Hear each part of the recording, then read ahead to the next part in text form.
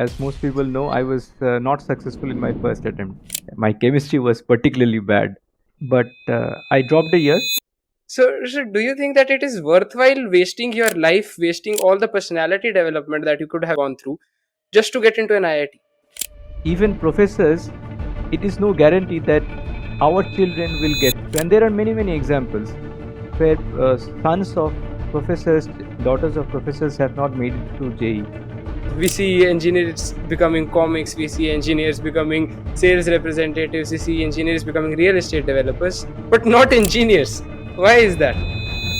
I thought to myself, okay, this also is a job. This sir is teaching us. This is a job. He has a family. He's supporting his family through this job. So what is required to get this job? There is absolutely no justification of putting IITians on a pedestal. I personally know many IITians who do not deserve that kind of a pedestal putting. See, you cannot talk of values and philosophy of life before you are secure in your life. So security in life comes from money. I did not even know that you could get a PhD in engineering. And my mother was really sad that I thought that when you were young, you were so good in studies. I thought that you will become a scientist. Now you are becoming an engineer. You will never become a scientist. If I knew the answer to that, I would overnight become the richest man in India. In the first episode of the Yuva Podcast, I've tried to dig into the mind of Professor Jeevanjyoti Chakraborty, who is a professor at IIT Kharagpur. I thought that IITs are so prestigious in our society, so why not learn about an IIT from a professor who teaches at an IIT? We've talked about education, engineering, professors' JEE failure story, and where is India headed in the next decade in the fields of engineering, education, and technology. I truly enjoyed having this conversation with Professor, and it is my hope that you'll enjoy it too. It's an honor to have you here, sir. Hello, and hello to everyone. Professor, can you share your JEE story? Because as far as I know, you did your undergraduate in IIT Kharagpur. Am I right? Right. So, can you please share your JEE journey? That how were you like as a student? Well, in the traditional setting, I was a very good student, very good student. So I was always the first boy of my class, the typical Indian first boy. But JEE is a different ball game altogether, which I found out. Uh, and as most people know, I was not successful in my first attempt.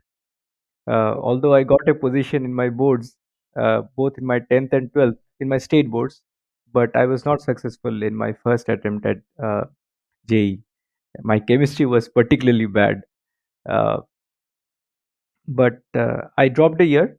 I worked on my flaws, on my shortcomings, and then it was a decent rank next year. Not a great rank, but a decent rank. And then I joined IIT Kharagpur Mechanical Engineering Department. So that's that. This was way back. This was way back before you were even born. So it was AI triple E back then, right? So it was a slightly different system. Back then, we had a completely separate examination for the NITs, which was the AIEEE. That was conducted by the All India Council for Technical Education. Uh, that was completely separate, completely decoupled from the IIT's joint entrance examination. And as you probably know, it was called IIT JEE back then. So we had an IIT JEE screening sometime in the month of April, if I'm not wrong, and then in the month of May we had the mains. So what you now call as the JEE Advanced, it used to be IIT JEE Mains back then. It was a subjective question answer, so we had to actually solve problems longhand, uh, write down the entire steps, and that used to be checked. So very classical system. So was it more difficult the subjective exam? Was it difficult as compared to the So objective those exams? of you, those of us who managed to get through JEE back in the day, like to believe and tell everyone that it used to be more difficult because whatever we do is the best in the world, right? And students nowadays probably think it the other way around. So depends on who you ask the question. But Right. JEE, IIT JEE used to be absolutely crazily difficult back in the late 90s. I uh, gave my JEE in 2004, the successful attempt. Uh, but I've seen the old question papers, especially from 96, 97, 98, those years up to 2000, maybe even 2001. Yes, 2001 certainly. Those were really difficult question papers. Oh. So, sir, do you think that JEE, as far as I know, that it has a huge impact on your life? You learn a lot of things. You learn how to deal with failure. So, did it impact your life in general? Absolutely. Absolutely. Absolutely. Even beyond the preparation, what I prepared for physics, chemistry, maths. So, chemistry, whatever I prepared, I have almost completely forgotten, almost 100% forgotten. So, but physics, I use a lot still. And maths, I mostly use almost, I think, more than 75%. I still use whatever No, I learned back except then. from the academics, Yes, I'm does it have coming an to that. impact on your Yeah. personality? Yes, absolutely. I'm coming to that. So, as you correctly pointed out, because it helps us to deal with failure, and I absolutely had to deal with it, it teaches us a lot of things philosophically too. Uh, to work deeply, to um, face pure challenge in terms of excellence that is being pursued all around, and um, a certain level of competitiveness which can be argued to be both good or bad. But depending on the reality of the whole world, one can argue for the fact that that kind of a challenge, taking up that challenge, the training to take up that challenge, probably stood us in good stead. Right, sir. This It is my is. feeling. No, I agree with you. I've although I'm not giving the JEE exam, but I still want to, because I'm not pursuing IITs, but I still want to give the JEE exam just for the competition alone. Because when you are competing with a lot of people, you get that kick, you get the dopamine hit, and you learn a lot. So I do agree with you on that point. So moving ahead, do you think that is the JEE exam or the competitive exams in general, that is the competitive exams in India, are they good assessment of the student? So what I'm trying to ask is that if a student gives JEE, so is that sufficient to conclude that he is a good fit to get to study in the top institution of a country? No, it is not. In one sentence, it is not. But it is not in a sense that it is a necessary evil. It is certainly not the best assessment of a student's abilities. But in a country like ours, with this humongous population, you do not want, trust me on this, you do not want another system. So the kind of system that they have in the US, where they do not have any entrance examination, trust me, you do not want that, because that creates an environment where a lot of people get through to the best institutes based on their family strength, based on the kind of upbringing they have had. Whereas the kind of very objective, very cutthroat, so to speak, competition that we have in JE, but which is completely objective, whether you like it or not, who is whose son and who is which minister's nephew, all of these things do not matter. Even professors, it is no guarantee that our children will get through. And there are many examples where sons of professors, daughters of professors have not made it through JE, and nothing can be done about it. It is what it is. So, in that way, it's a great leveler. In a country like ours, I think it is not the best assessment. It cannot be a 6 hour examination or a 1 day examination, cannot be the best assessment of a student's ability. So many factors are at play. How can you judge a person just by that 1 day examination or maybe a 2 day examination? But still, the alternative to it, I would never ever vouch for it. Right, sir. So, do you think that the struggle that a student faces during JEE, is it worth it getting into IITs? Because a student technically in India, you know that students even start preparing for JEE since grade 6th. They get into coaching institutes in grade 6th. Yes, yes. So, So do you think that it is worthwhile wasting your life, wasting all the personality development that you could have been gone, you could have gone through, just to get into an IIT? I do not agree with this that we should be sending our kids to coaching in class 6. I mean, that's an absolute waste. I mean, parents should, I mean, wake up to this reality that it is actually harming the students if they are sending harming their kids if they're sending them to the coaching institutes as early as class 6. It is much better to wait till at least till class 11, uh, if necessary drop a year. uh, I mean, in the long run of life, that 1 year is not a big deal. Yes, sir. So when an engineer gets to JEE, and as you said that it is necessarily not the best way to judge a student, and also over that we discussed that the personality development when a student is studying for JEE since grade 6 or since grade 9, the personality development goes away. So how do you say that it has an impact on the engineers and the people that a country produces, the workers and the people who are going to take a country forward? How does it have an effect on them? It has a very bad effect. Absolutely. There is no two opinions about it. You send a kid as early as class 6 to a coaching institute, and maybe he gets through IITs. Maybe he's. I mean, we have lots of students like that over here who have been in coaching institutes ever since. I mean, they had some sense in their head. I mean, which is around class 5, 6. They are a little bit mature by that age, and from ever since that age, they are within the under the umbrella of the coaching institute. So there are certain unfortunate things that we see in their personalities, in the way that they approach various things. So who says it is good? It is not good. It is very bad. Yes, sir. So, sir, as you are a professor at an IIT, what do you say that the culture at an IIT is like? Because we know that in JEE it is very competitive, but I've heard that IITs are very collaborative. So, how does learning take place at an IIT, and how is it different from how we perceive an IIT to be? Right. So I mean, I also had this question that if the entrance examination is so very difficult, God knows how difficult it will be to live on a day-to-day basis in that exam in that environment where everyone has been successful at JE. But it is not exactly like that.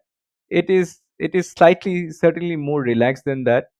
Um, and people, although still competitive, extremely competitive, but they also have uh, a desire to collaborate with each other. Uh, Sometimes, unfortunately, so when we give individual assignments, they collaborate a bit too much. But still, um, uh, in many of the activities, it is a collective effort from the students where uh, how much they learn in class is probably equal or even sometimes surpassed by how much they learn from their peers. Right. So that environment is certainly there. And why just IITs? I think it would be quite myopic for us to just speak about the IITs. Even in the top NITs, in the top central universities, this culture exists because this is intrinsically a college life culture where people are a little bit more relaxed. Their friendships are much more deeper, and um, I mean, there'll always be exceptions, but people do have a tendency to collaborate and help each other and grow together. This is my understanding. As you said that IITs or college life in general or colleges in general have a collaborative attitude. So that obviously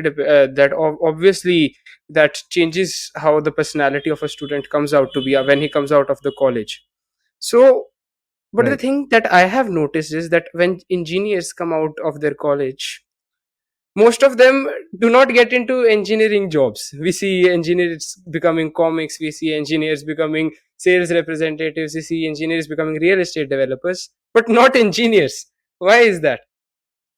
You must have seen some So, examples in your batches as well, the students that you teach, no, that this is the they. common trend. This is the common trend. You are absolutely right. And this is not a new phenomenon also.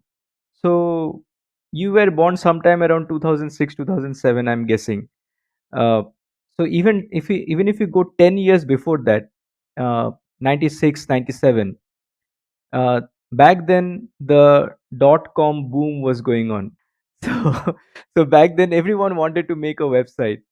So irrespective of the department that they had studied in, just like we have the AI boom now going on, back then it was the dot com boom. Everyone wanted to make a website, whether they needed it or not. Every company wanted to have a website of their own. So everyone got into IT. uh, and then even if you go 10 years before that, even then people were getting into sales and marketing. Even before that, people were getting into various kinds of things. So it has always been going on. It's not a new phenomenon. Whatever the market pull is, people will always veer to that.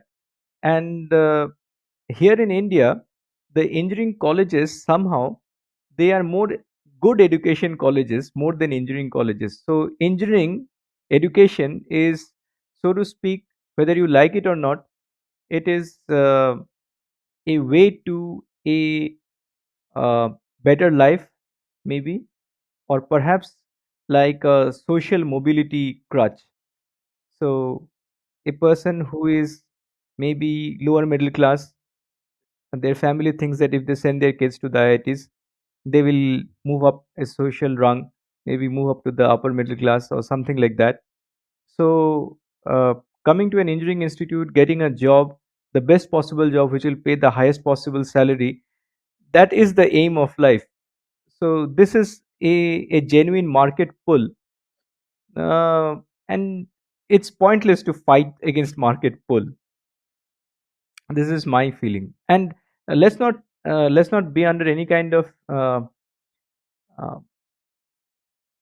wrong notion that this is just specific to India. Even in developed countries, it is the market pull which determines what the students actually end up studying. Because there also, in the UK, the United States, there are lots of mechanical engineers who do not end up being mechanical engineer. I mean, who do not end up going to mechanical engineering jobs. They go into IT, they go into business, etc., etc. So market pull is the ultimate thing. I heard Bill Gates speak at IIT Delhi recently. You must be knowing. So he said that 20 I years heard. 20 years ago, he and his partner used to come to India and hire the best batch of the IIT graduates to take them to the US so that they can work in Microsoft. So, what do you say regarding the brain drain of the engineers that the IITs produce? The government invests so much in them, and then most of a lot, as far as I know, a lot of the engineer graduates or graduates in general move to the US or move to other countries to work in their companies. So, what do you say? Is it a positive thing or is it a negative thing? Because a lot of people have different views on that.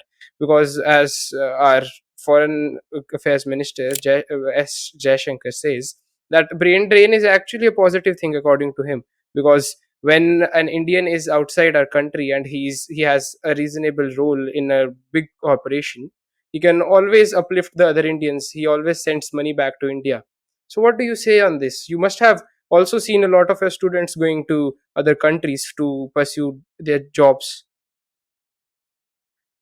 See, there are different ways of looking at it. Uh, it is a fact that we have a huge amount of brain drain in India. This is reality. Now, contending with this reality, I mean, one way is a pessimistic view that, oh no, such a lot of brain drain, what will happen to our country? And the other is that, as our foreign minister said, that in everything there must be some sort of a silver lining. That is the silver lining he has pointed out. But then the counter argument could be that in everything in the world there could be a silver lining. So does that silver lining justify the entire thing? Would it not perhaps have been better that instead of such a huge number of students or graduating engineers leaving for foreign shores, if they had stayed back in India and contributed, uh, would not that have been better? But a counter argument to this. So I'm advocating for all sides here. So the counter argument to that is, suppose we have such a scenario where we kind of quote unquote force people by some governmental policy that after graduating you have to stay back in India for so many years, for such a number of years. For example, doctors. The graduating doctors, they have this bond that they must serve in the villages for a certain period of, probably you know this, for a certain period of years. Similarly, if we had such a policy among the engineers that you have to stay back in India and you have to work in the public sector units for a certain period, and only then you can think of going to the foreign shores. Mm, I may not like this kind of a policy necessarily, because the uh, a certain kind of age appropriate enthusiasm and energy level is there for every graduating engineer, and if that is not tapped into at the age appropriate stage, that is lost forever.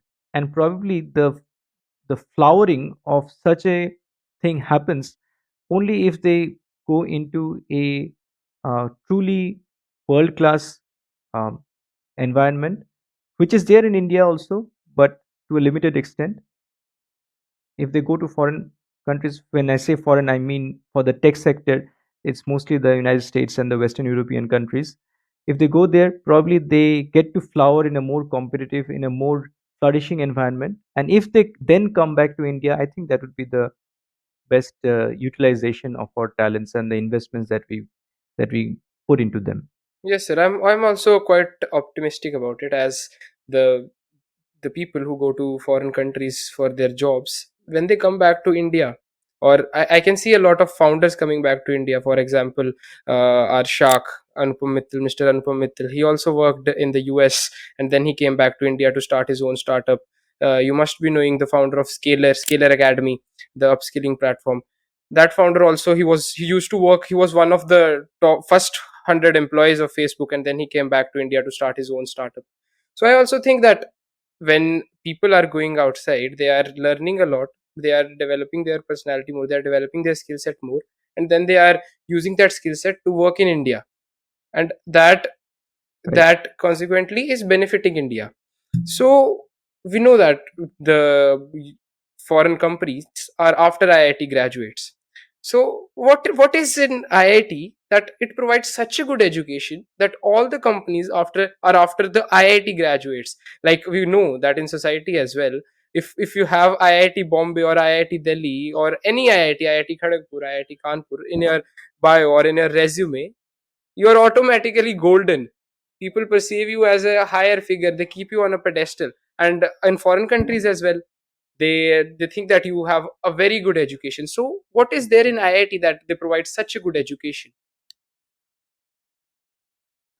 I think a big factor is the nature of the entrance examination itself, the pure challenge of it, the pure competitiveness of it. That is a big factor. But at the same time, I think there is a lot of hype surrounding it also. There is absolutely no justification of putting IITians on a pedestal. Uh, I personally know many, many IITians who do not deserve that kind of a pedestal putting. I mean, probably there are many students in the NITs, in other engineering colleges, who might have done much better had they been able to somehow uh, been successful on the JEE day and managed to come to IITs. They would have been much better students here.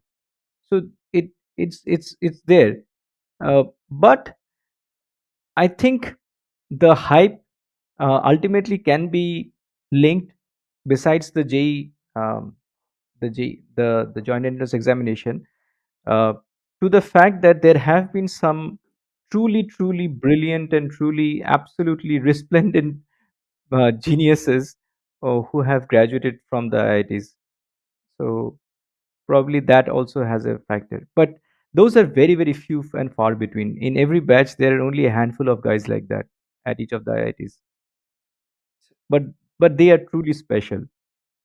I have known a few of them. So even if you speak 5 minutes with them, you know that they are special.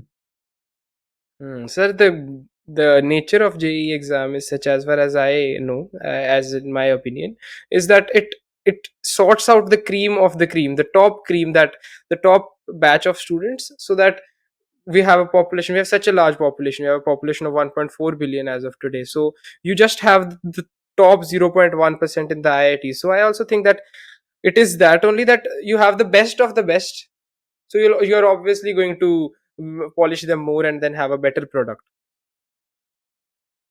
Yeah, that's actually a point of contention. Sorry to interrupt you, by the way. Um, Going into, I mean, lingering on the point of the hype. Um, I really do not think that it is necessarily the cream that we are teaching always. Sometimes it is just the students who got the best opportunity to prepare at a very high level compared to many of their peers. So that problem is there. I mean, that if you think in terms of the raw talent, it is not necessarily true that we are always getting the true raw talent um, here at the IITs. There is also the other thing which you have rightly pointed out, that if we are getting the best of the best on an average, let's say, then we are polishing them and bringing out even greater human resource products. But is that really true? Is that really true? This is my contention. So the gatekeeping, the kind of gatekeeping that we do at the entrance level, and there are lots of senior professors uh, who who talk in these terms, that the kind of gatekeeping that we do at the entrance level, are we shouldn't we be doing the same kind of gatekeeping and probably a little bit stricter gatekeeping at the exit level? So more stringent standards of excellence demanded of the students who are getting their degrees from the IITs. So it is much easier to graduate out of an IIT compared to getting into an IIT. This is the unfortunate truth. Very well said, It sir. is much easier. So all the professors, they collaborate with each other, so to speak, on certain cases, problematic student cases, to make them graduate. We don't want anyone to fail ultimately. They may have a year or two backlog, but ultimately we want all of the students to graduate with a degree. Sir, as you said, that it is certainly not the cream that you have at IITs because of the nature of the JEE exam. So you cannot judge the personality of the student completely. So, Yes, so, absolutely not. so as you are a professor in the mechanical engineering department, or if I ask you in general, so what do you think Yes. that are the fundamentals of engineering, and what is required to be a true engineer? That you have to be an engineer at heart, or because the things that the books or the laws, they can all be learned, but there are some innate qualities that you need to have for any field. If you want to be a singer, you need to have certain qualities. If you want to be an engineer, you have to be you need to have certain qualities. So what are that qualities? What are the fundamental principles of engineering? I think the most fundamental abilities, so to speak, um, that a student must have is the problem solving ability. And it's not just a problem solving limited to bookish knowledge, uh, solving problems from maths or physics, things like that, but problem solving in general. Given a certain situation, given the certain constraints of the situation, um, how can a person tackle the situation, staying within the constraints to bring out the optimum result? This is the most fundamental ability. Together with something very related is independence of thought. So while it is good at a certain stage of life to be a follower and to learn things, but as one grows and matures, there needs to be a certain uh, display of how he or she shows independent thought. So these two things are two major factors which I think determines the genuine success of a student.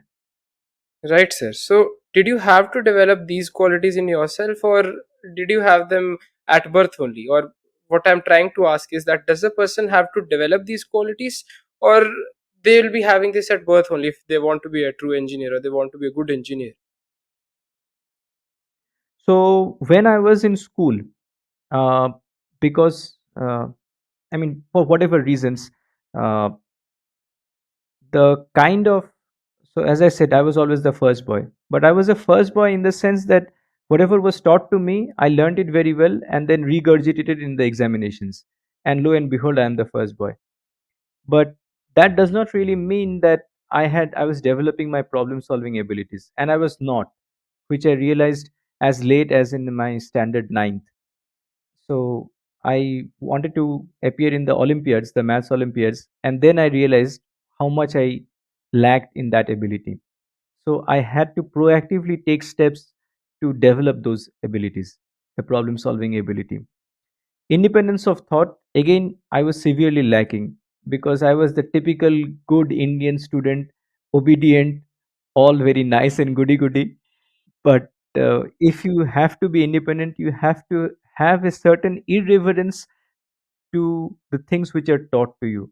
I don't mean to be disrespectful to your elders, but to have an attitude of questioning things, that just because something is being told to me does not necessarily mean that it is right. So I should have the ability, the courage, and a certain irreverence, but not disrespectfulness, to question the things. So again, that I had to develop by proactively trying to develop it. It did not come naturally to me. So you did talk about the maths Olympiad. So did you prepare for the regional levels of the International Mathematics Olympiad, if I'm correct? Yeah, I was reasonably successful at the regional maths Olympiad level. I got selected to represent my state, as I grew up in Assam, at the INMO, the Indian National Maths Olympiad level.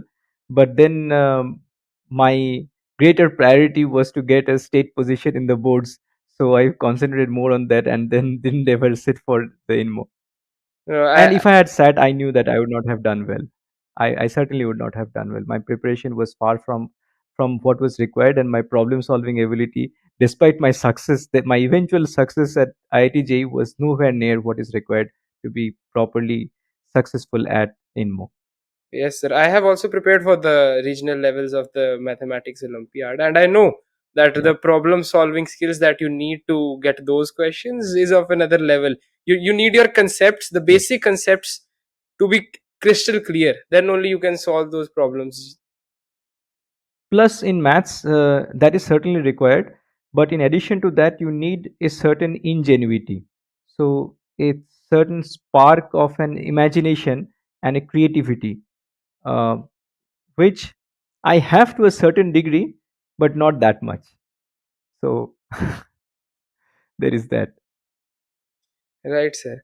So, as you said, you've prepared for the you have appeared for the regional levels of the Mathematics Olympiad. You've given your JEE. You were a state. You prepared. You did well in your boards. So, as you said, Yes. as the theme of the conversation has been that you were a typical goody goody Indian student who was very obedient. Yes. So, so after completing your undergraduation from IIT Kharagpur, so there were two or three paths you mainly have, that you be the typical Indian goody goody student, and you take a placement in India, or you take a slightly that is a path that is not, as far as I know, is not certainly revered by the parents or the elders, that you get into research and then you become a professor. So did you think of getting an engineering job after graduating, or was it your always you wanted to get into academia and be a professor later on? So, let me tell you, when I got into IIT, uh, and as an engineering student just starting out, I I mean, you won't believe me if I told you this.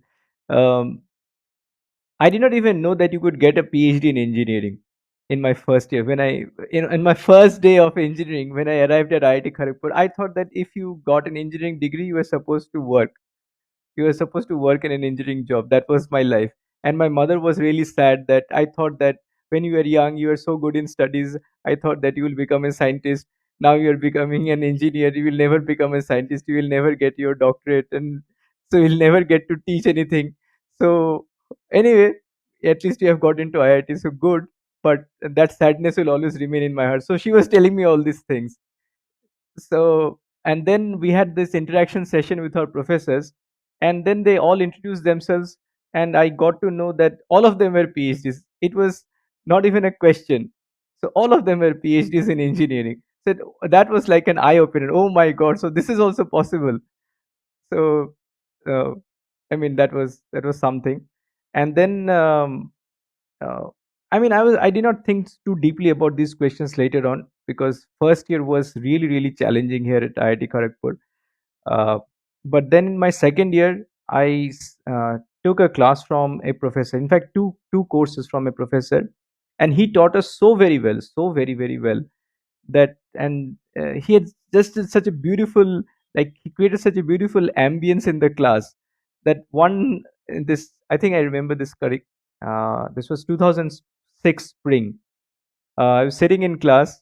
It was a cool um, morning, and uh, there was such an overall nice environment in the class. I thought to myself, okay, this also is a job. This sir is teaching us. This is a job. He has a family. He's supporting his family through this job. So what is required to get this job? Right. So that's how it So that started. was the start. That's how it started. So d- in academia, so did you ever think that, because as far as I know, if you are pursuing a career path, somewhere you always think that no, I should also do that, or maybe I'll get successful at it, or maybe I won't get successful at it. So did you ever think getting into an engineering job as a backup plan, or a plan that if this does not succeed, that if you do not succeed in becoming a professor, or you lose interest, because PhD is a big, you have to, it's a big time investment, so Right. sometimes you get demotivated. So what I'm pointing out at is, did you ever feel demotivated while doing a PhD, and did you ever think that maybe I should quit, or maybe I should get a normal engineering job? And what was inside you that kept you motivated to get into the field of academia and become a professor? So as I told you, I really liked that environment. I really wanted to get that job of a professor. So this was in my second year of undergraduate. So once I realized that, I mean, it doesn't really happen always like this. There are many students who are much better than I am, but who are not so steadfast in their career goals. But somehow it just happened to me, it just clicked in my head that I just had to become a professor. And what was the first step to becoming a professor? You had to get a PhD degree. So it was never a question of whether this or that. You have to get a PhD degree, so you have to get a PhD degree. So that's it. It was very simple for me in that sense. Simple in the sense that I'm not saying that getting a PhD was simple, but what I'm saying that deciding on it was very simple for me because I I did not want to do anything else. Okay, so you were completely on one goal, completely focused on one goal. Yes, absolutely. Right from my second year of undergraduate. So since my fourth semester. So you did your PhD at the University of Cambridge, am I right? No, no, no. So I did my PhD here at IIT Kharagpur itself. So I was absolutely sure that I would go abroad, just like most IITians go abroad for doing their PhD. Uh, and in fact, I had done my summer internship back in 2007 uh, at Georgia Tech. Uh, Okay, but somehow I felt after going there that I didn't really like the culture there. I mean, that was my feeling back then. It okay, was completely my very personal feeling because I had a different mindset back then, uh, certain different kinds of expectations from the way I wanted to have to interact with the professors, and um, my internship at Georgia Tech, although it was a very good experience, somehow I got the feeling that what I was expecting that I will not be able to get. But even that was not the clinching factor in my deciding to stay back in India for my PhD. Rather, what happened was that we have an excellent and more than excellent professor here at IIT Kharagpur in our department itself, Professor Suman Chakraborty. I mean, he was an excellent teacher, absolutely excellent teacher, and an above excellent researcher.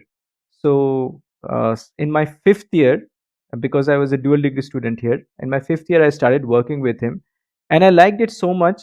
And I told him that I really want to do my PhD with you. There were a couple of seniors also who had similarly stayed back after doing their undergraduate from IIT Kharagpur here.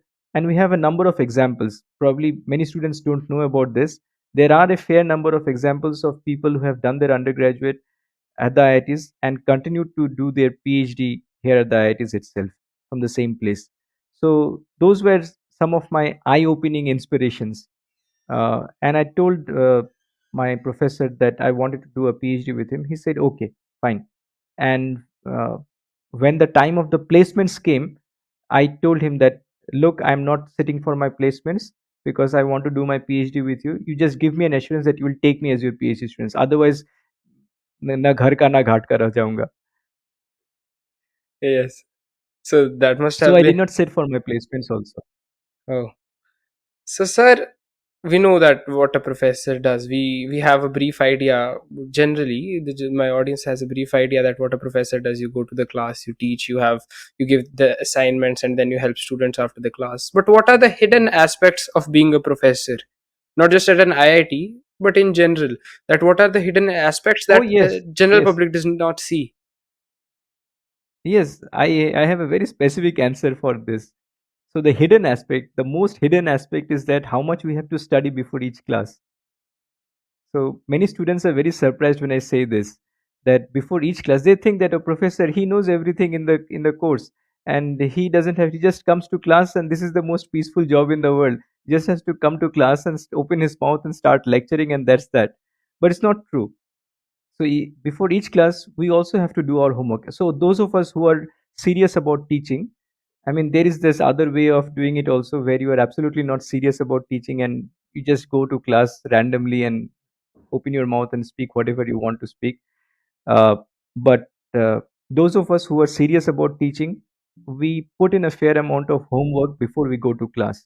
So I think that is the most hidden aspect Right, sir.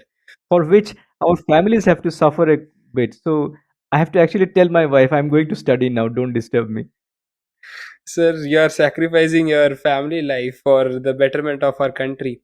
So that is You service know, only. this is nothing uncommon. I mean, there are many senior professors. The other day, I was talking to the very same professor by whom I was inspired to get into this professorship job. I collaborate with him now, so that's It's the that's life's the a full great news. circle. Yes, yes, it's a full circle. So it's fabulous to work with him. He's still resplendently brilliant. Um, so he also told me he's so very senior. He has been teaching us, and now also he's teaching. He told us even now that before going to class, he has to study. That's a fact that I did not even consider. I also thought that professors they know everything because they are PhDs. They are the giants who know everything. But I was shocked to The realize. moment the day that arrives that think we tell ourselves that we know everything, that is the start of the end of us. Yes. So you have been a product of the traditional education system that, like you were in the Absolutely. IITs. So I am the quintessential example of Indian education system. you're right, sir. So do you think that the traditional education system is relevant in today's day and age? So I have seen a lot of students who are valuing the dropout mindset a lot, and I do not like it. So I usually discuss it with my peers that a lot of students are valuing the dropout mentality a lot. Like they think that we learn everything by ourselves, and they shun they if I would say the word, they shun the traditional education system. That the traditional education system is not relevant in these. You know what I'm talking about. It is all over social media. Yes. Yes. So Yes. so what do you have to say on this? That a lot of students are valuing the dropout mindset a lot. That they'll drop out of school or they drop out of college to start their own businesses, to start their money making hustles. They think that money Right. making is the main thing. So what do you say about this? That does the traditional system, is the traditional education system still relevant today? Absolutely. So we should not be thinking of the traditional education system as some kind of a career making venture. It does contribute to making one's career, but there is also such a thing as real life. A real life, I mean, as you grow older and you are a human being in the first place, even before you are an entrepreneur or anything else, an online businessman or whatever, you are a human being. So, and you have to face life, and you have to be part of the society, and you have to be a part of a society, especially for a country like India, which has such a rich history. How can you be divorced from all these links to the society and all that history and the connections to the economy and all the various aspects of it, which the traditional education system does train you for. Furthermore, the traditional system in the sciences uh, trains you in doing experiments mm, which you completely, I mean, which is a completely new way of dealing with certain things, experimentation. So if someone says that there is no value in the traditional education system, I think it's a rather misguided way of, and a rather myopic way of looking about things. And regarding what you said about completely shunning the education, like being a dropout and going for some kind of a business, yes, it may be true that the the the entire day that we have to now invest in school, if you are maybe investing that time in a business venture, then it will give you certain returns. Yes, certainly. I mean, if you dig a hole, then you will get a pile of mud. It is certainly true. But to draw out that analogy, you are digging a hole for yourself if you do like that. So the pile of mud will get on deeper, keep on getting bigger and bigger, and you will think that those are your riches. But at the end of the day, you will find that you are at the bottom of a big hole. Right, so very well said. So, as far as I think, it is that money is, as far according to me, money is always the second most important thing. The first and most important thing is always values, is always education, because education takes you ahead. So I had I will stop you right there. I'll stop you right there. Actually, so when you say money like that, you probably mean big money. You probably mean big money, as in the kind of money that you rake in from a business. That is different.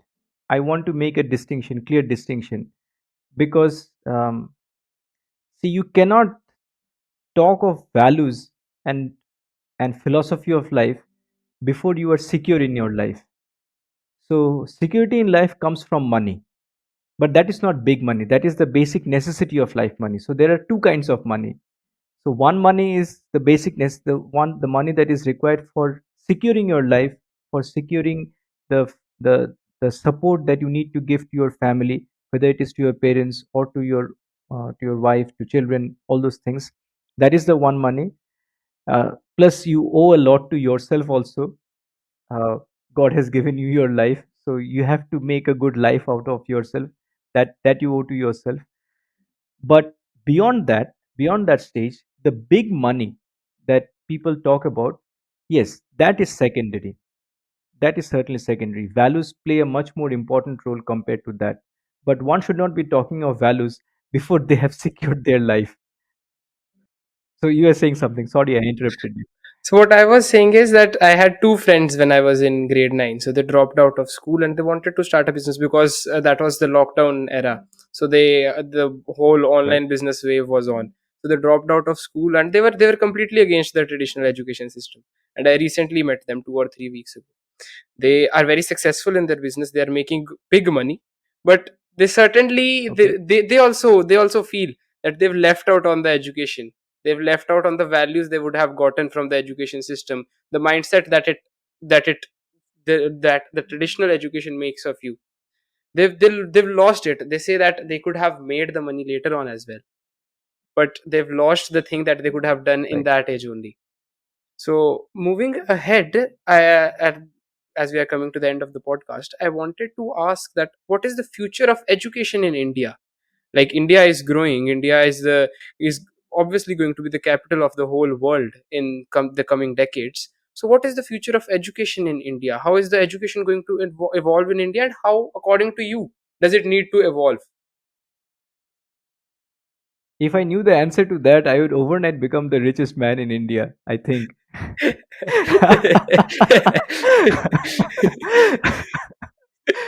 um, but on a more serious note, what I would like to point out uh, is a very nice book by a very senior uh, journalist from the United States, Tom Nichols.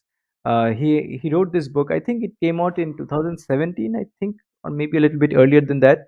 The name of the book is The Death of Expertise. The Death of Expertise. So, where he actually puts forward a lot of arguments for traditional education, for the development of traditional expertise as we currently know, or as we have always known, that we get experts through proper education system, from professors, from people who have invested a large part of their lives to a particular endeavor. So these kinds of things, all of these things, the basis is education, whether it is traditional education or some kind of newfangled form of education, but it is education. And in a country like ours, where there are tremendous possibilities and potentials in different walks of life and in different threads, as well as uh, in new and emerging areas, which, as we speak today in 2024, we probably don't even know what is coming in 2030. So uh, the basis of all of that, the development of the expertise, the genuine true expertise in that, will be education. So as long as people understand that, I believe uh, we don't need to worry about education in India, but as long as we understand that. Right, sir. Very well said. So, also, I would like to ask you, I just got this question in my mind that you must be guiding your students. So, what do you think in general the youth should focus on learning to be a good individual, to be a good citizen, and to be a useful resource to the country? What should the youth focus on learning? So right, as I said earlier, problem solving ability, those we talked about in the context of engineering graduates, but I think it spans more generally uh, to in general more mature people also. As an adult, on a day to day basis, you have to deal with various problems within various constraints. Uh, so development of this general problem solving ability and an independence of thought, where you don't arbitrarily follow some trends, where you don't follow some arbitrary demagogue, where you question things for yourself, and even if you have to have a faith based proceeding in your life, it is based on logic.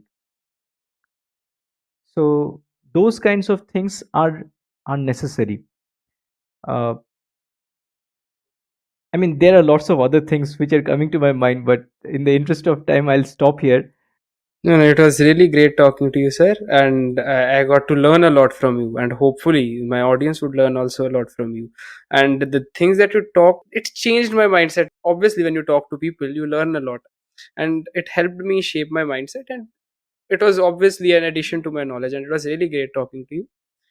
I hope that you enjoyed listening to this conversation as much as I enjoyed talking to Professor. If you want to listen more conversations like these on the subjects of entrepreneurship, military, fitness, society, social media, and all the other things happening in the world today, all the things that the youth needs to know to progress in life, you may consider subscribing to this podcast. Also, share this podcast with at least one person, because that brings about a domino effect and the knowledge can travel faster than ever using social media. Thanks for watching. This is your host, Hargunbir Singh.